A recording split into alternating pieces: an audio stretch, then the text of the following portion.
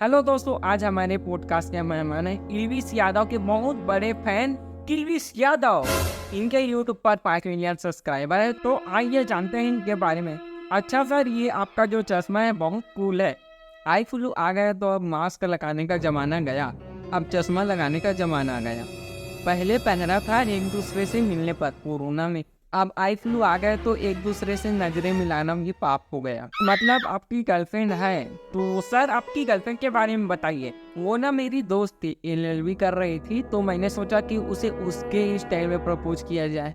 तो मैंने उसे एक दिन बोला, तुम्हारे सीने में जो 2 मुकदमे हैं, मैं उनसे केस लड़ना चाहता हूँ। तुम्हारे जांघों के बीच की अदालत में अपना मुजरिम पेश करना चाहता हूँ। तो ये स्टाइल उसे पसंद आया तो उसने हाँ कह दिया। उसके बाद हमारे रिलेशनशिप में थोड़े थोड़े लड़ाई होने लगे। मैं शूटिंग पे बिजी होता था तो उसे टाइम नहीं दे पाता था, तो शाम को आकर उससे चैट करता था। तो ऑनलाइन लड़ाई में ना होता क्या है, जिसकी टाइपिंग स्पीड तेज है वही जीतता है। तो इन्हीं सब झगड़े को देखते हुए हम लोग एक बार ना एक कमरे में मिले, और यार अगर कत्ल करने का ही इरादा था तो खंजर उठा देते। यूं मूली खाकर उसे हवाओं में जहर घोलने की क्या जरूरत थी। फिर उसने मुझसे ब्रेकअप कर लिया, इसलिए नहीं कि लड़ाई झगड़ा होते थे, इसलिए कि उसका कोई दूसरा बॉयफ्रेंड था। तो सर आपने उन्हें कुछ नहीं बोला? सब विधि का खेल है और मैं विधि के विधान को अच्छी तरह मानता हूँ।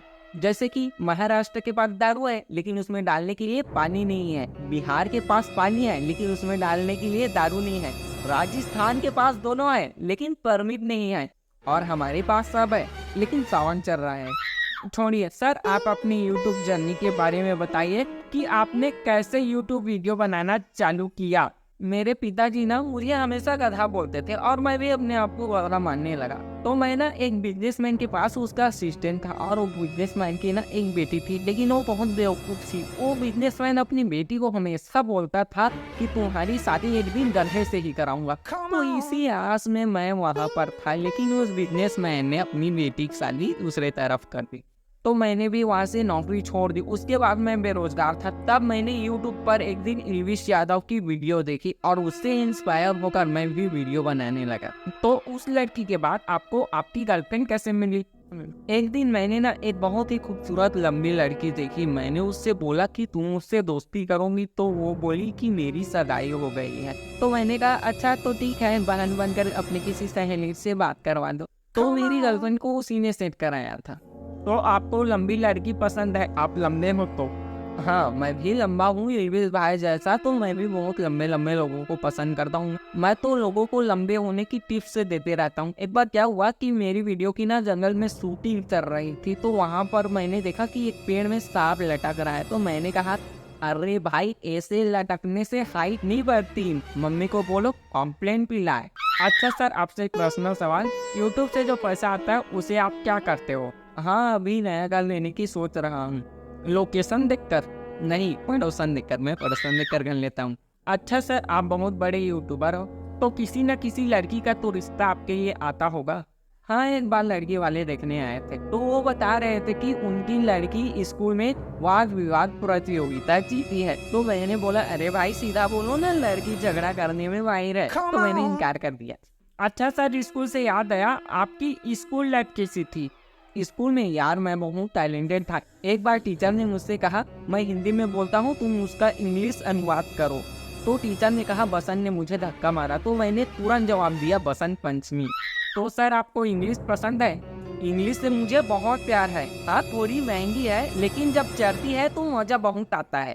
सर भाषा वाला बात कर रहा था, खैर छोड़िए। सर क्या आप शराब पीते हो?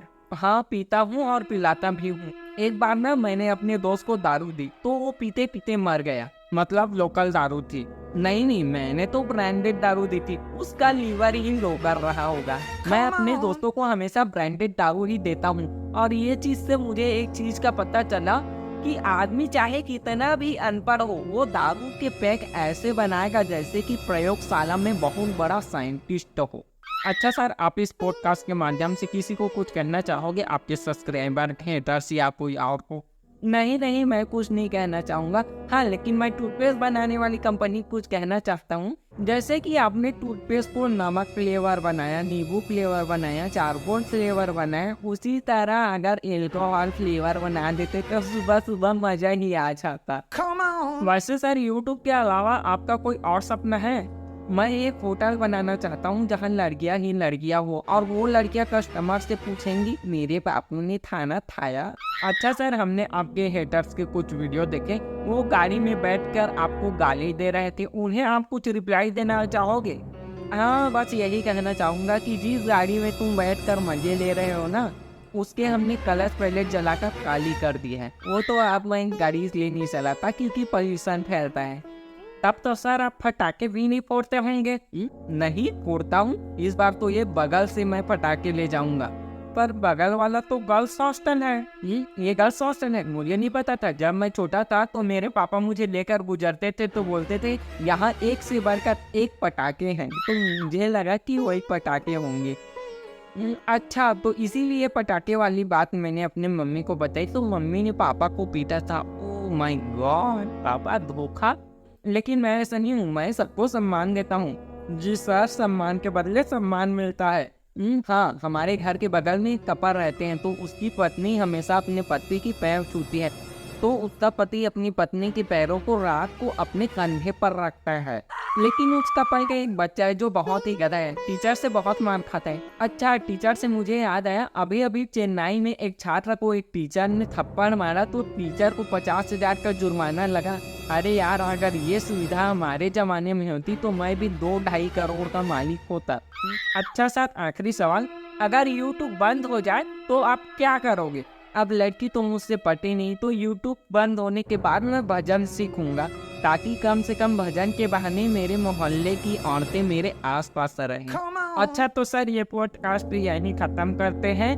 उम्मीद है आपको ये पॉडकास्ट पसंद आया होगा।